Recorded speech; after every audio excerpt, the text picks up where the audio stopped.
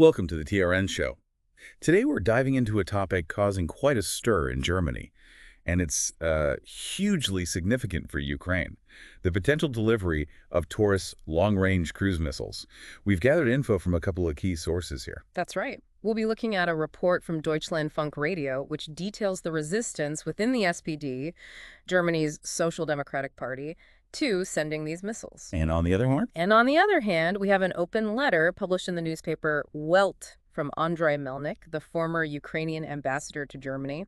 He makes a really urgent plea to Friedrich Merz, who was then the chancellor designate, urging decisive action, specifically including the Taurus delivery. Okay, so our aim here is to give you, our listeners, a clear picture of the different viewpoints and the main arguments swirling around this pretty complex issue. We want to help you grasp the essentials without getting totally bogged down in detail. Sounds good. Let's start with that Deutschlandfunk report. It mentions Ralf Stegner. He's a foreign policy expert for the SPD, and he's clearly against sending Taurus missiles. And his reasons are quite specific, aren't they? Yeah. He basically argues that sending these weapons wouldn't actually help end the war. Right. It wouldn't significantly boost Ukraine's ability to defend itself either. Yeah, and that lines up with comments from the defense minister, Boris Pistorius, who's also SPD. He sort of hinted that there are sensitive aspects about this kind of weapon delivery that just can't be discussed publicly, so you see a consistent line there within the party. What really jumped out at me from Stegner's points, though, was the suggestion that it's not just about the missiles reaching targets in Russia. He stressed that it's highly likely German soldiers would need to be involved in the targeting process. That really raises the stakes, doesn't it? It absolutely does. I mean, it touches directly on the question of direct German involvement in the conflict, a very sensitive point. But then, contrasting that, you have the position of the CDU leader, Friedrich Merz. According to the same Deutschlandfunk report, he actually supports sending Taurus to Ukraine, unlike Chancellor Scholz before him. So a clear disagreement right there in German politics. And Merz's position gets, a very strong endorsement in that open letter from Andrei Melnik in Welt. Yeah, Melnik addresses Merz directly, pleading with him, as the incoming chancellor, to finally take decisive steps. He paints it as this historic crossroads moment. He really emphasizes Germany's historical responsibility, as he sees it, to help end the war and achieve a just peace. He almost casts Merz as this key figure, talking about a unique chance for Germany to become a, quote, beacon of the free democratic world. And he reminds Merz, doesn't he, of Merz's own past support for sending heavy weapons back in April 2022. Exactly. It feels like Melnik is trying to tap into something Merz already believed and sort of reactivate that stance. For sure. And Melnik gets incredibly specific in the letter. He lays out 5 concrete steps he thinks Merz could take within his first 100 days in office to, in Melnik's view, end the war and push Putin towards peace talks. These 5 points are really something. The first one tackles the money side. Melnik calls for an annual commitment of at least 0.5% of Germany's GDP for weapons deliveries to Ukraine.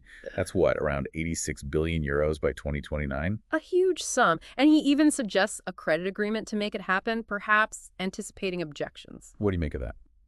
Well, it's certainly ambitious, and the second step kind of builds on that. He wants Germany to push for a similar 0.5% GDP commitment across the EU and the G7. So broadening the effort. Exactly. The idea is that this massive, coordinated financial push would send an unmistakable signal to Putin. It's not just about Germany, it's about mobilizing international resources on a large scale. Okay, and then the third point, which is really central to our discussion today, the immediate delivery of 150 Taurus cruise missiles by May 6th. Right, and notice he says without prior coordination with partners or threatening Russia with ultimatums. He's calling for strong, independent leadership here. Very direct. And the fourth step is just as striking, isn't it? It really is. Melnik suggests transferring 30% of Germany's available combat jets and helicopters, Eurofighters, Tornadoes, transport and attack helicopters.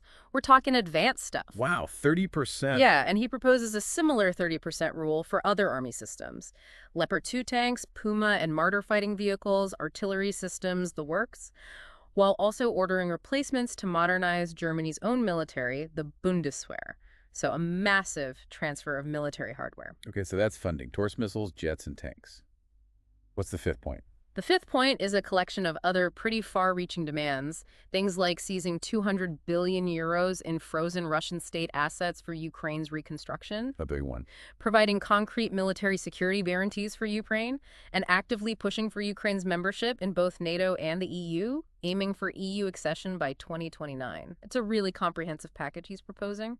He must know this will draw criticism, right? Oh, definitely. He acknowledges that himself in the letter, saying people might ask, how dare you? But he insists it's his duty to put these ideas out there for debate. And how does he end it?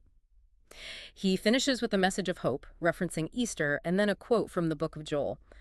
Turn your plowshares into swords. A very powerful image underlining his determination.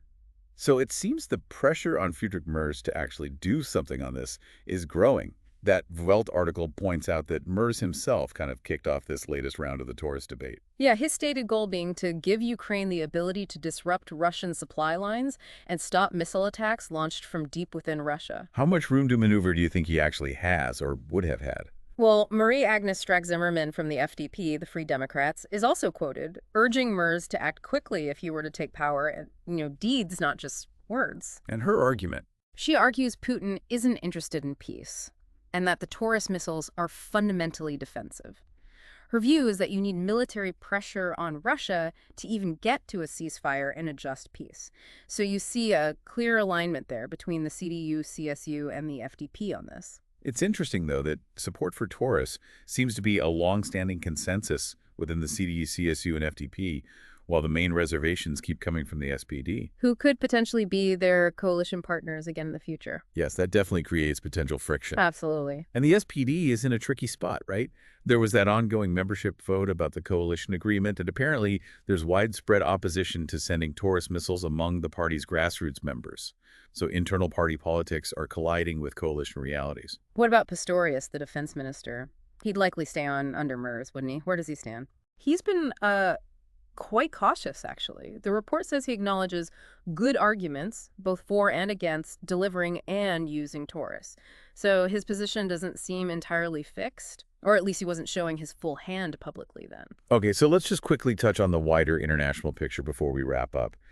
That Welt report mentioned U.S. European officials were looking for ways to get ceasefire talks going again. Yeah, it seems the pressure was mounting on both Ukraine and Russia to get back to the negotiating table.